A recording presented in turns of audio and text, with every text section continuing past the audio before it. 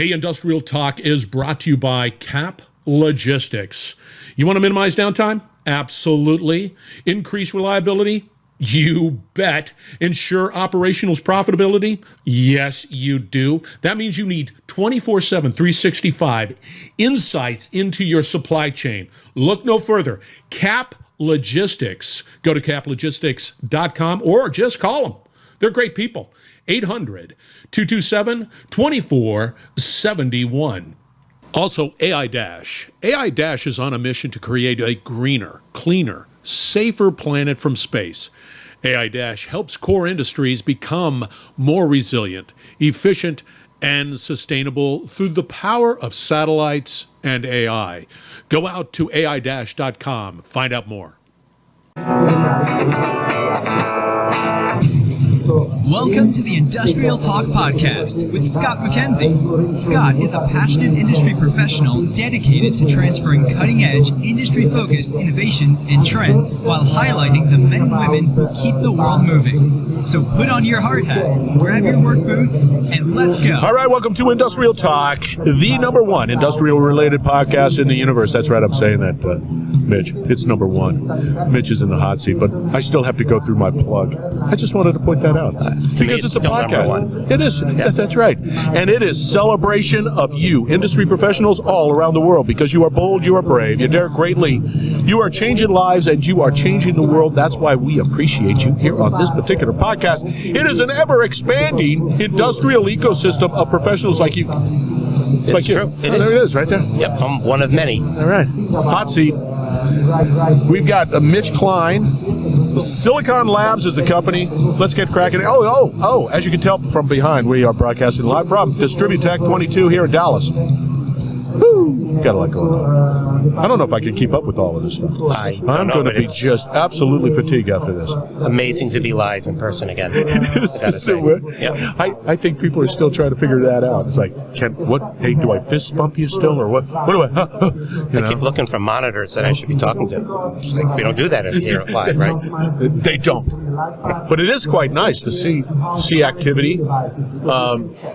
There's a lot of companies, these OEMs all over the place, and some of them I know, some of them I don't know, some of them are big, some of them are not so big. Did you see the registration line this morning? I heard there were 10,000 registrations. Really? And they were all out there in the lobby trying to get their badges. Get out of here. I've never seen a line like that before. No way. It's absolutely amazing. Oh, thank God I came in yesterday. We had a little burp snarl issue with that too, but we got in. Look at us. We soldiered on and we made it. All right, for the listeners out there, give us a little background on Mitch. Okay, I will. And actually, I've been in the IIoT longer than those letters were ever put together. Way back, retail, or even if you want to talk about doing installations in people's homes and businesses, way back. And before somebody said, hey, let's call it IIoT, you were doing this, hey, we're just trying to connect these devices and sort of pull information out of them. Yeah. But that's a lengthy name. It is.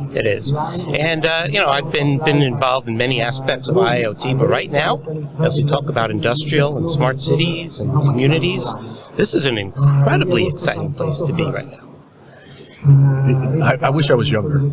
I do. I wish I was younger too, because but it's just, Yeah, as you can tell, we go to the same barber and everything. But anyway, I agree. I think it's what always challenges me is the velocity that this innovation is happening. It seems like it's just blistering fast. It seems like more use cases are becoming, more and more, and it's like, hey, we can do it this way, and we combine this, and we can come up with that. Do you find that the case? I do, and actually, working for SiliconLabs, for any of your viewers that don't know who SiliconLabs is, no. We're actually a publicly traded company, and we make silicon, we make the chips, we make the software that goes on top of it, and we make the tools to be able to deploy that software on the chip. And when I first came on board about 8 years ago, to me, I never expected silicon or chips to be an exciting or interesting industry. right? It sounds very engineering kind of like that, but you know what? We are developing the stuff of the future. The stuff we're working on today is stuff you're going to see 3 to 5 years from now, which is absolutely phenomenal, and that's a really exciting place to be. Okay, like what? And it's so By the exciting. way, chips have been in the news, haven't they? They have. Yeah. They have. It's not good, but Chip, you guys have got a lot of work to do. We do, and I'd say it was late last year, SiliconLabs actually sold off our industrial and automotive businesses so that we are now the only pure play IoT company. So we only make chips tools for IoT, and business has been through the roof. Yeah, there you are. You're right in the middle of this velocity of people saying, I need to connect this, I need to do this, I need to pull this data, I need to send it to the cloud, I need to put it on the edge, I need to do it all. Mm-hmm. And you're right there. Yeah, and actually we're driving it, not just kind of responding to it. And we get to drive it personally in my role. See, I represent SiliconLabs in the alliances in terms of determining our strategies. So we drive on the technical end, but we also get to drive where the different technologies and platforms are going and where their priorities are. It's a really exciting place to be, I have to tell you. I have to ask the question. Yes. What are some of the trends taking place out there that you guys are seeing? Because honestly, personally, there is a lot of noise. And if I was a manufacturer or if I was a utility, it would be hard for me to decide what direction I'd go because it's noisy. You know what? You've nailed it. That is exactly one of the biggest challenges. And let's just talk about on the industrial, commercial, retail.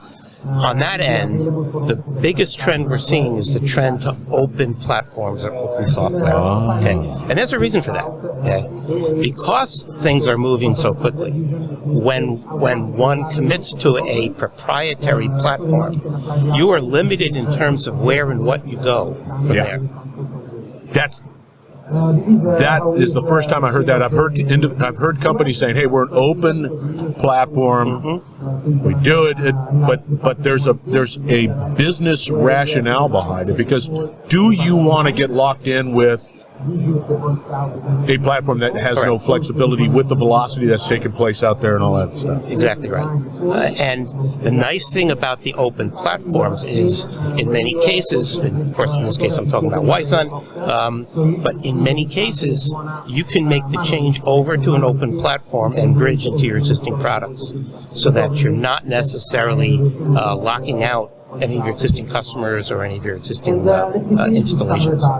Yeah, see, and honestly, just between you and me and the fence post, the reality is that the digitization of industry, and I'll just use the macro component, the digitization of industry is here to stay. No question. And I'm looking for, if I was in that, outside of my silky smooth voice, if I was in the market to try to find solutions, I'm looking for a Sherpa. I'm looking for that digital Sherpa to say, no, you need to go here.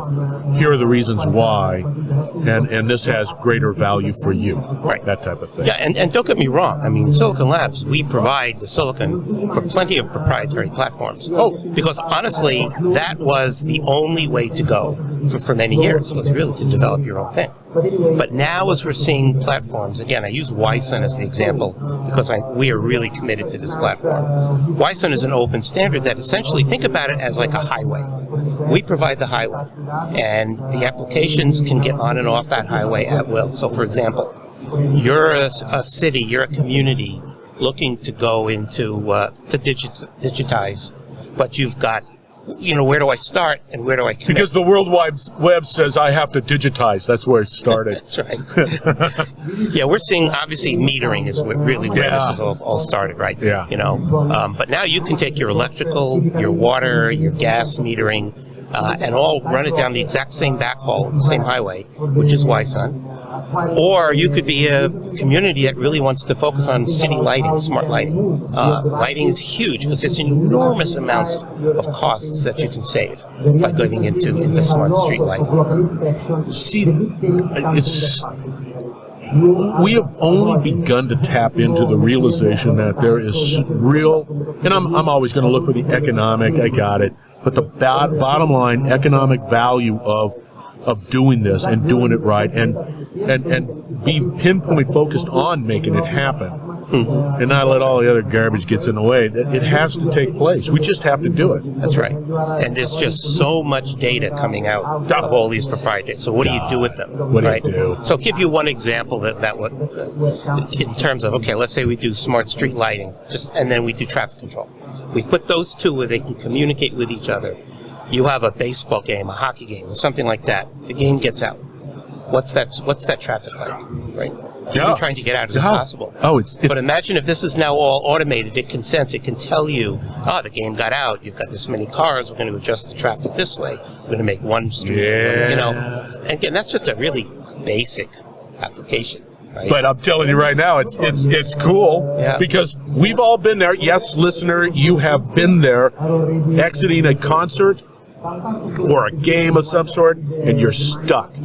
And I know I've had that thought, and I'm going, how come they can't control these lights a little bit different? How come they can't do that? Or how about how many times you circle around the city looking for a parking spot? Like it happened here. Like on my way in today. Like right. here, exactly. Right. So like you were saying early on, Scott, about applications. Dream it, because you can do it now.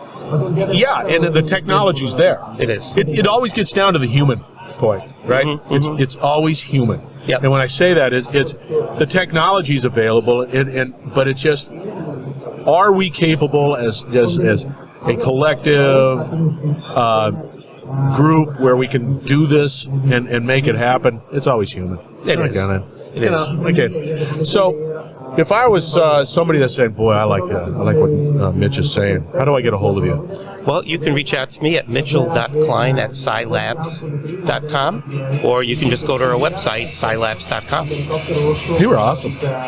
My pleasure. Scott, it's great chatting with you. It was. I mean, that's cool stuff. You're the chip makers.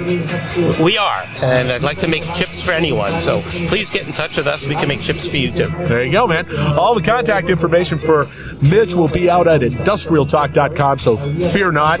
All that contact information. Mitch, thank you very much. My pleasure. All right, listeners, we're going to wrap it up on the other side. So fear not. We will be right back. You're listening to the Industrial Talk Podcast Network. As always, thank you very much for joining Industrial Talk and for your support of this platform that celebrates industry heroes all around the world, because you deserve it. That's Mitch Klein. If you're going to reach out to him on LinkedIn, you're going to have to find him through Mitchell Klein. But better yet, just go out to industrialtalk.com, find his conversation, and boom, you will have all his contact information. Now, as you can tell by the buzz and the chirping in the background, we were live. Sorry about the quality of the conversation with the noise in the background, but that's what we have to do. We have to be at these conferences and definitely celebrate these professionals everywhere we can go, because this platform is for you. All right. How do you get involved? Easy.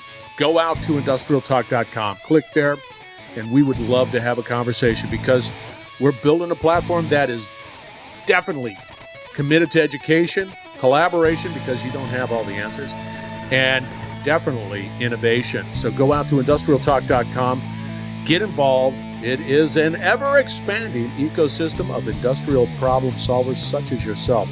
Again, thank you very much for joining. We're going to have more from this particular conference, Distributech, because we've got a bunch of great conversations lined up. So stay tuned. Do not go away.